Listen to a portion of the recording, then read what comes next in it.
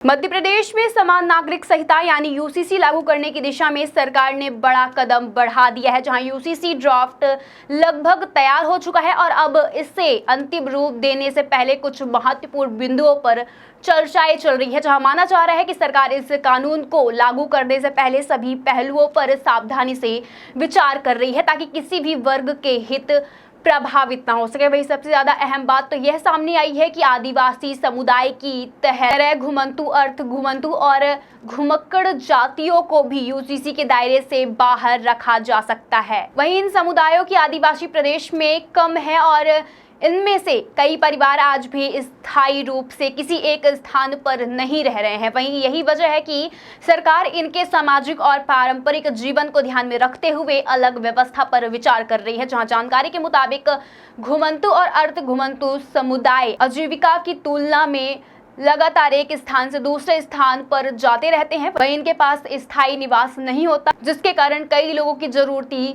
दस्तावेज भी नहीं बन पा रहे हैं। जहां इसका असर यह होता है कि उनके बच्चे शिक्षा, सरकारी योजनाओं और आरक्षण जैसे सुविधाओं का पूरा लाभ नहीं पा रहे हैं। वहीं इस सुविधाओं को विकास के लिए केंद्र सरकार पहले से ही विमुक्त घुमंतु एवं अर्ध घुमंतु समुदाय विकास और कल्याण बोर्ड का गठन कर चुकी है। जहां वही सरकार पहले से ही स्पष्ट कर चुकी है कि आदिवासी समुदाय को यूसीसी से बाहर रखा जाएगा। जहां मध्य प्रदेश के कई जिलों में आदिवासी बहुल है और जहां वर्षों से चली आ रही सामाजिक और सांस्कृतिक परंपराओं को विशेष संरक्षण दिया जा रहा है। जहां सरकार इन्हीं परंपराओं का सम्मान करते हुए आदिवासी समाज को इस कानून से अलग रखने की तैयारी कर रही है। जहां हालांकि यूसीसी को लेकर एक और बड़ी जानकारी सामने आई है। जहां पहले माना जा रहा था कि सरकार इस विधेयक को 20 जुलाई से शुरू कर होने वाले विधानसभा के मानसून सत्र में पेश कर सकता है, लेकिन अब इसकी संभावना काफी कम दिखने को मिल रही है। जहां दरअसल यूसीसी का मसौदा तैयार करने वाला उच्च स्तरीय समिति का कार्यकाल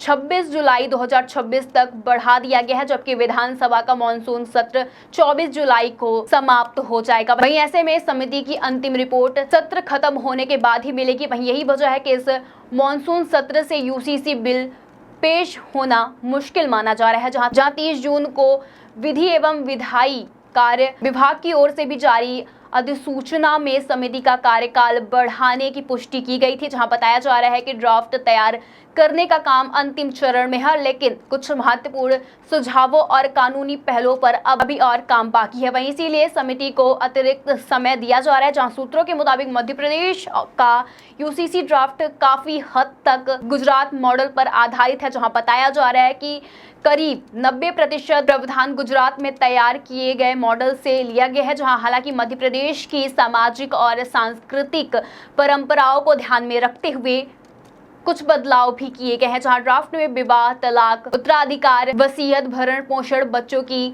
अभिरक्षा और लिव इन रिलेशनशिप जैसे पारिवारिक मामलों को लेकर भी सभी समुदायों पर समान कानून व्यवस्था लागू करने का प्रस्ताव रखा गया है। यानी अलग अलग व्यक्तिगत कानूनों की वजह से एक समान कानून लागू करने की तैयारी की जा रही है। जहां सरकार का यह कहना है कि समान नागरिक संहिता का उद्देश्य सभी नागरिकों के लिए समान अधिकार और सामान्य कानून व्यवस्था सुनिश्चित करना है। वहीं दूसरी ओर सरकार यह भी कोशिश कर रही है कि आदिवासी और घुमंतु समुदायों की पारंपरिक जीवन शैली और सामाजिक व्यवस्था पर इसका नकारात्मक प्रभाव न पड़े। वहीं अब सबकी नजर राज्य सरकार और यूसीसी ड्राफ्ट तैयार करने वाली समिति पर टिकी हुई है। वहीं अंतिम रिपोर्ट आने के बाद ही यह तय हो पाएगा कि कानून का अंतिम स्वरूप क्या होगा और किन समुदायों को इनमें शामिल किया जाएगा, साथ ही किन्हें छूट मिलेगी। फिलहाल इतना तय है कि मध्य प्रदेश में समान नागरिक संहिता को लेकर तैयारियां अंतिम चरण में पहुंच चुकी है, लेकिन इससे लागू करने से पहले सरकार सभी पक्षों पर ध्यान में रखते हुए अंतिम फैसला लेना चाहती है।